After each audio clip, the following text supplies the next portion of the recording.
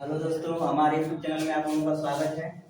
और कुछ हमने फिजिक्स के टॉपिक लिए हैं और इसके सारे बारे में डिस्कशन करेंगे एक बाय एक करके। देखिए ध्यान से।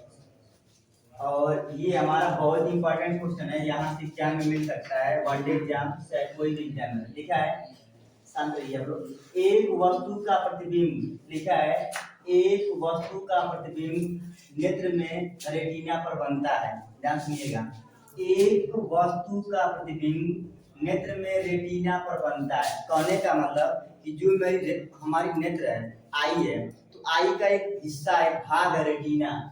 रेटिना लाइक का एक कर्टेन होता है, पर्दा होता है, और इसी पर्दे पर प्रतिबिंब बनता है।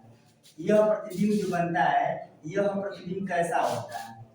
यह प्रतिबिंब कैसा होता है? तो प्रतिबिंब हमारा कैसा बनता है? वास्तविक और उल्टा। वास्तविक व उल्टा। ठीक, ध्यान सुनिएगा।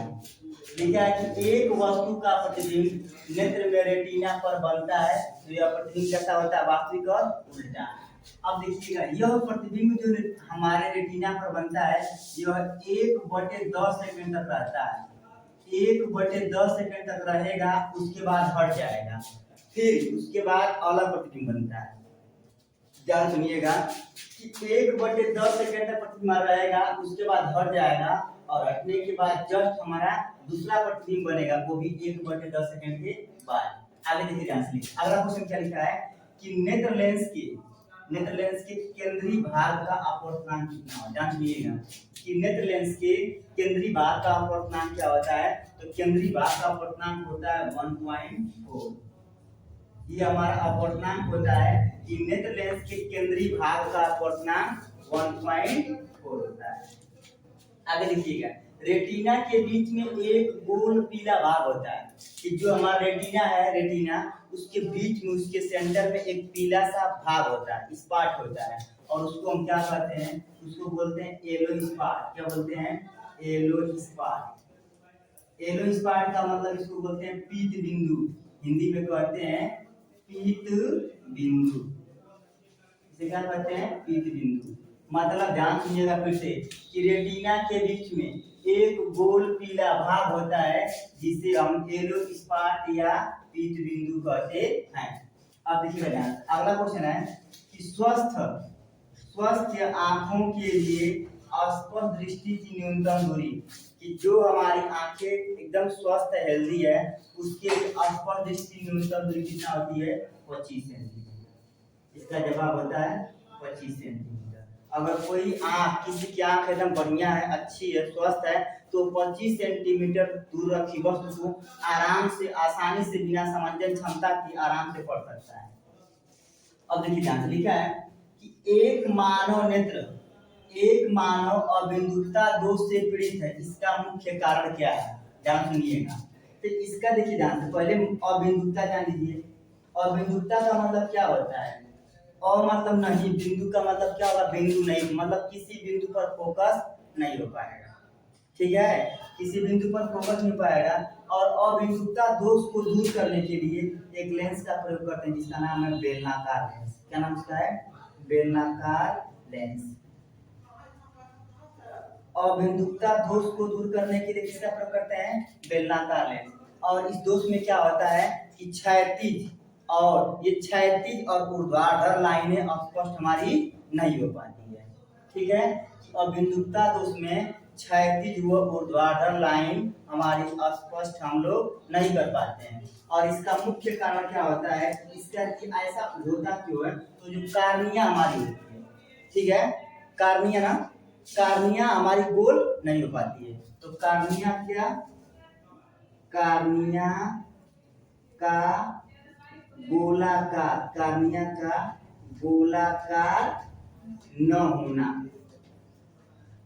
जब हमारी कार्निया गोलाकार नहीं होगी, तो इसी के कारण हमारी अबिंदुता दोष उत्पन्न होता है। अगर कोई पूछेगा कि अबिंदुता दोष हमारा क्यों होता है, तो जो कार्निया होती है वो गोलाकार नहीं हो पाती है।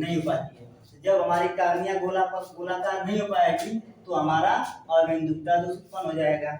इसको दूर करने के लिए बेलनाकार लेंस का प्रयोग करते हैं। अबिंदुता दोष को दूर करने के लिए हमारा बेलनाकार लेंस का उपयोग करते हैं। अगला क्वेश्चन क्या लिखा है? सरल सूक्ष्मदर्शी की आवर्धन क्षमता हमेशा एक से अधिक होती है। याद रखिएगा, इसका जवाब, इस क्वेश्चन का जवाब मैं लिखता हूँ कि सरल सूक्ष्मदर्शी की आवर्धन क्षमता, magnifying power of simple microscope, क्या बोलेंगे, magnifying power of simple microscope. Simple microscope का हमारा मैग्नीफाइंग पावर कितना होता है, ध्यान सुनिएगा, इसके लिए फार्मूला होता है 1+d/f और यह मान होता है यम का। इसी को बोलते हैं आवर्धन क्षमता। आवर्धन क्षमता को एक नाम से और जानते हैं, कोणीय आवर्धन भी कहते हैं। क्या कहते हैं, इस आवर्धन क्षमता को हम एक नाम से और जानते हैं, जिसे कहते हैं कोणीय आवर्धन। कोणीय आवर्धन के नाम से भी जानते हैं, कोणीय आवर्धन के नाम से भी जानते हैं। यहाँ तक आप इसके साथ ले लीजिएगा। फिर से एक बार मैं रिवीजन करता हूँ सारे क्वेश्चन को। ये सब क्वेश्चन, जितने भी क्वेश्चन मैं बता रहा हूँ, सारा अपने आप में बहुत ही हमारा इम्पोर्टेंट है। पहला क्वेश्चन है, एक वस्तु का प्रतिबिंब नेत्र में रेटिना पर बनता है, कि जो नेत्र में रेटिना पर प्रतिबिंब बनता है, यह प्रतिबिंब वास्तविक और उल्टा होता है। मतलब रियल एंड इन्वर्टेड। इन्वर्टेड का मतलब उल्टा। प्रतिबिंब 1/10 सेकंड तक बनेगा रेटिना पर। पहला क्वेश्चन। सेकंड लिखा है कि नेत्र लेंस के केंद्रीय भाग का अपवर्तनांक, कि जो नेत्र लेंस है उसके केंद्रीय भाग का अपवर्तनांक 1.4 होता है। रेटिना के बीच में एक गोल पीला भाग होता है, कि जो रेटिना है जहाँ पे प्रतिबिंब बनता है, उसके मध्य में एक गोल सा येलो मतलब पीला भाग होता है, जिसे क्या कहते हैं, येलो स्पॉट। जिसे क्या कहते हैं, येलो स्पॉट, जिसे हम क्या कहते हैं, पीत बिंदु। क्या कहते हैं, जिसे पीत बिंदु कहते हैं। आगे ध्यान सुनिएगा कि स्वस्थ आंखों के लिए अस्पष्ट दृष्टि की न्यूनतम दूरी 25 सेंटीमीटर होती है।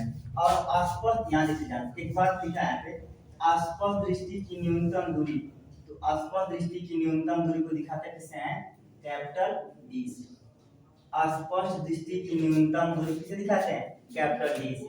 अब अगला ध्यान सुनिएगा, एक मानव अबिंदुकता दोष से पीड़ित है।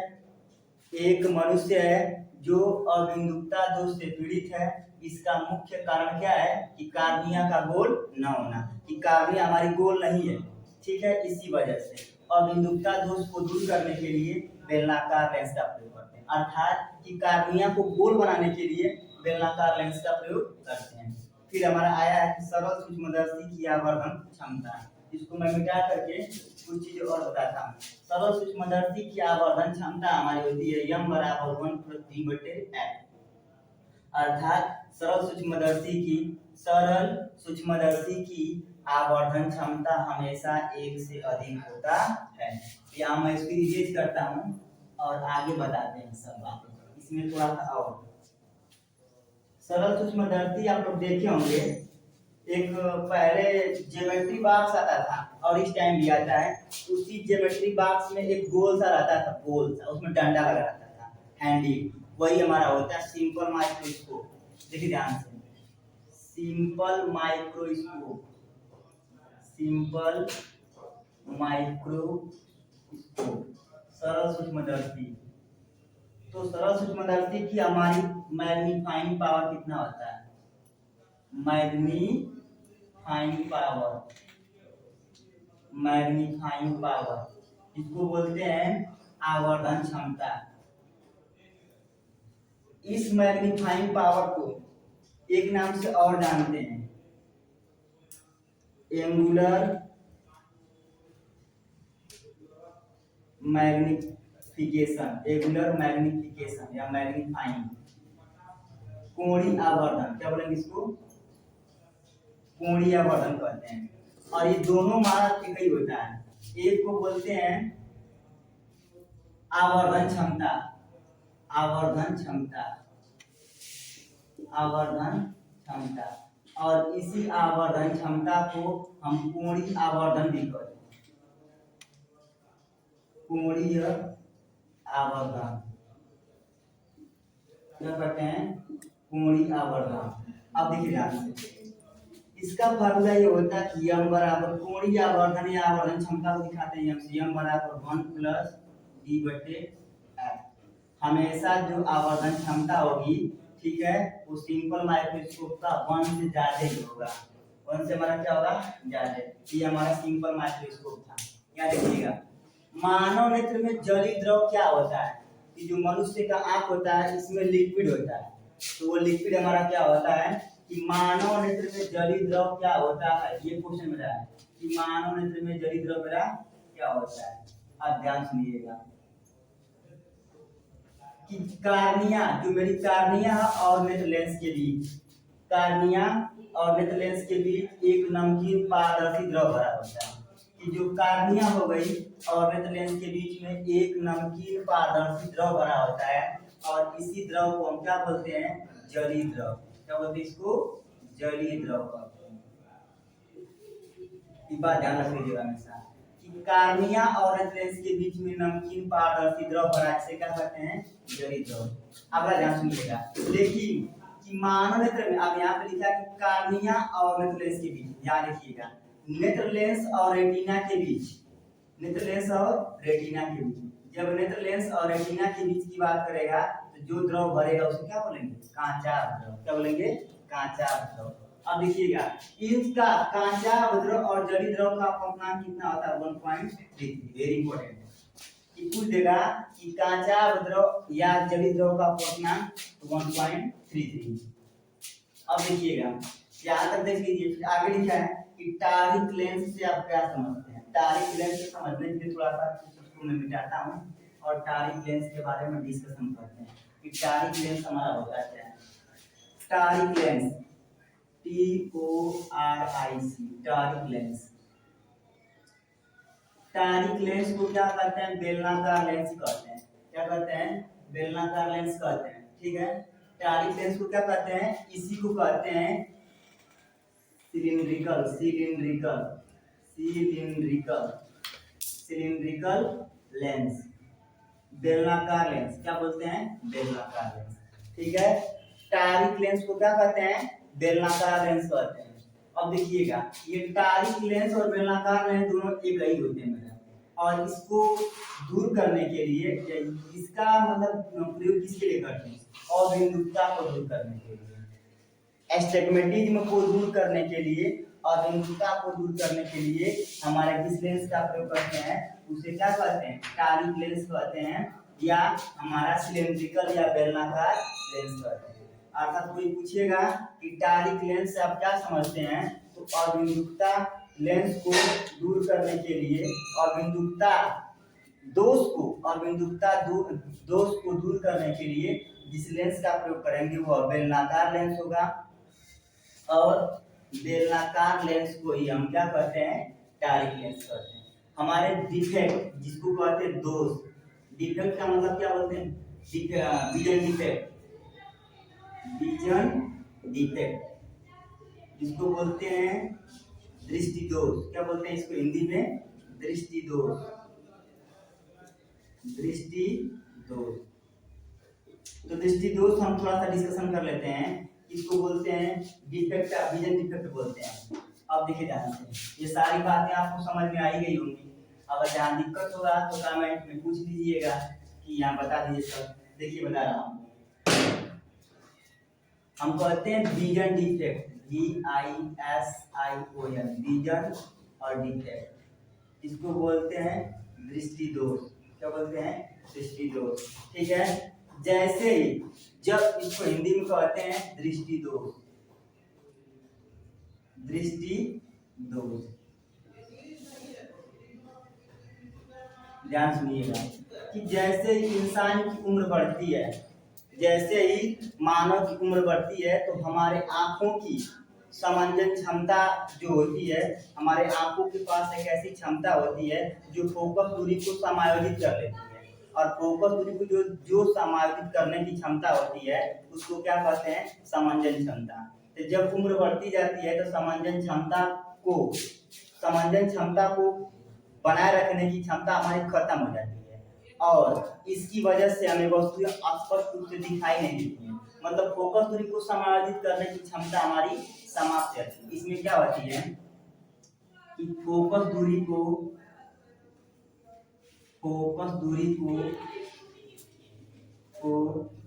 समायोजित करने की क्षमता समायोजित करने की क्षमता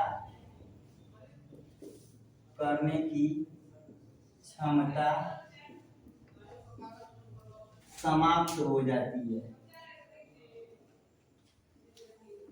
समाप्त हो जाती है। कि जब हमारे आंखों के पास जो क्षमता होती है और वो फोकल दूरी को समायोजित नहीं कर पाती है, तो इससे हमारा दृष्टि दोष उत्पन्न होता है। क्या होता है? दृष्टि दोष। यह दृष्टि दोष हमारे अनेकों होते हैं। देखिएगा, ये दृष्टि दोष हमारा कौन कौन सा होता है? पहला ध्यान दीजिएगा, पहला को बोलते हैं दूर दृष्टि दोष। क्या कहते हैं? दूर दृष्टि दोष। सेकेंड मेरा होगा निकट दृष्टि दोष, निकट दृष्टि दोष। ठीक। तीसरा मेरा होगा जरा दृष्टि दोष, जरा दृष्टि दोष। इसके बाद हमारा चौथा होता है अबिंदुकता। क्या होता है? अबिंदुकता, अबिंदुकता। और पांचवा मेरा होता है वर्णांधता, वर्णांधता। ये देखिएगा, ये हमारे दृष्टि दोष होते हैं। आप देखिए ध्यान से, ये तीन के बारे में जानते होंगे। दूर दृष्टि दोष के बारे में भी जानते होंगे, निकट दृष्टि दोष के बारे में जानते होंगे, जरा दृष्टि दोष के बारे में जानते होंगे, और बिंदुता क्या होता है और वर्णांधता, ये दोनों का नाम सुने होंगे। हो सकता है इसके बारे में आपको कोई भी जानकारी न हो। इस चारों के बारे में हम लोग बाद में पढ़ेंगे, अगले वीडियो में पढ़ेंगे। चारों के बारे में अगले वीडियो में पढ़ेंगे पूरा डिटेल में, कि दूर दृष्टि दोष उत्पन्न क्यों होता है, इसे दूर कैसे करेंगे, निकट दृष्टि दोष उत्पन्न क्यों होता है, इसको कैसे हटाएंगे, जरा और अबिंदुता और वर्णांधता। इसमें जितने भी हमारे दृष्टि दोष हैं सबको कैसे हटाना है और कौन से लेंस का प्रयोग करना है और ये क्यों उत्पन्न होते हैं। एक चीज थोड़ा सा मैं बात कर लेता हूँ वर्णांधता के बारे में। थोड़ा सा वर्णांधता, वर्णांधता का मतलब होता है रंगों की पहचानने की क्षमता खत्म हो जाती है। इसमें रंगों में विभेद नहीं कर पाते हैं। ठीक है, रंगों में विभेद नहीं कर पाते हैं, रंगों में इसमें विभेद नहीं करते। इससे हो गया। इसमें क्या होता है कि रंग में विभेद करने की, रंग में विभेद करने की क्षमता